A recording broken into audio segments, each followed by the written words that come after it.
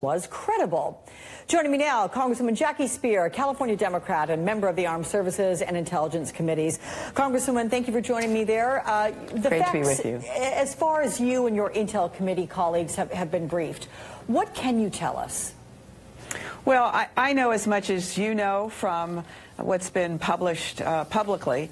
I have not been briefed by the Intel Committee because we've been out of session. So until we return, I won't know very much more. But I will say that what we have seen is a president who I believe had concocted a script with the Saudis early on, because the words they use are the same. He first said that there was a rogue group. Now you have the foreign minister of Saudi Arabia earlier this morning saying it was a rogue operation.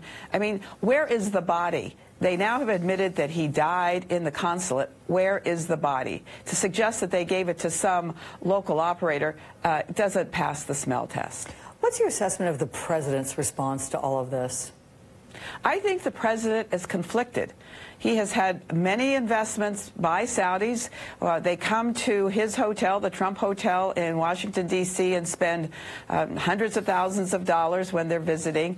He has sold many units to the Saudis, and so he is conflicted because he has a financial interest in doing business with them. He still has two companies that are technically operational to do work and development in Jeddah. So I don't think he is one who is looking at this from the Americans' perspective. He's looking at it from his perspective. And that may well be, but he also appears to be trying to preserve Saudi investments here in the U.S. and yet reacting to this very serious, potentially state-sponsored crime. Do you agree perhaps that the arms deal should be off the table if sanctions are imposed? And hearing anything from your colleagues across the aisle? Do you communicate with them despite not being in session about this?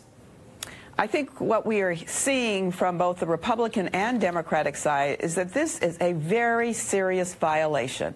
This indeed should put a pause on any arms deals, and it should certainly require us to recalibrate our relationship with Saudi Arabia. We don't need their oil anymore.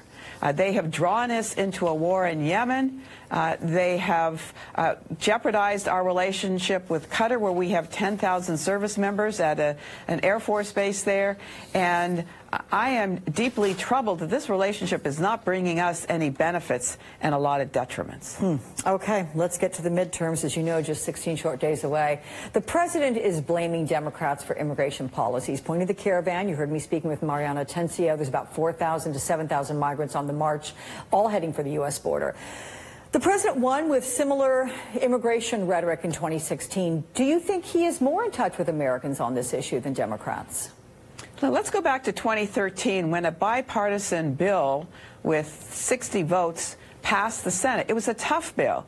It had more than 19,000 more Border Patrol agents. It had E-Verify in terms of employment.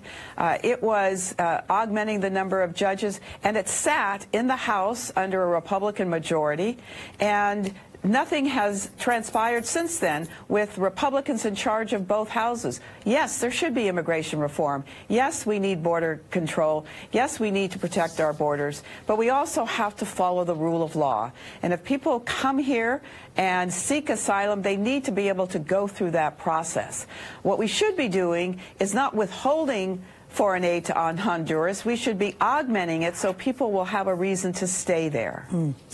The president appears to be bolstered by his highest job approval ratings yet. The Brett Kavanaugh strategy he employed seems to be resonating with potential voters. You see this at his rallies across the country. Seem to be helping his candidates improve their numbers. Do the Democrats have the star power to compete against him? I think that this whole discussion about his poll numbers being up is kind of laughable. I mean, his poll numbers are up compared to his poll numbers. If you compare him to other presidents at this time in their administrations, he's way below them. So I would suggest that you may be seeing some marginal improvements on a really terrible poll number. And in terms of the star power from the Democrats, just wait.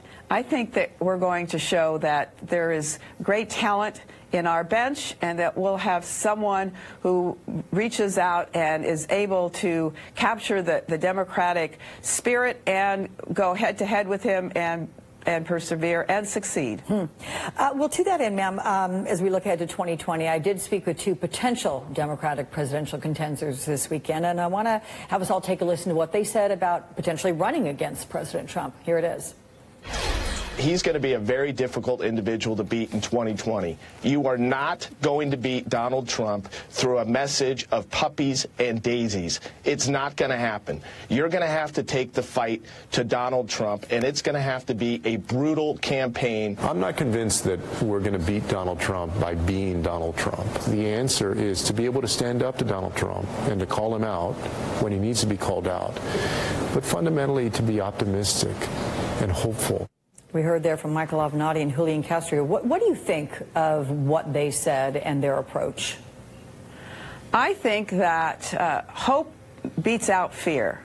And we have a country right now that's exhausted, truly exhausted by the fear that the president has promoted and the division that he has promoted in our country. So I think the person who can come forward and express hope and be clear about protecting health care, Medicare, Social Security, and a way for every American to feel good about being able to pass on to their children an opportunity to succeed, that's going to be a winning message.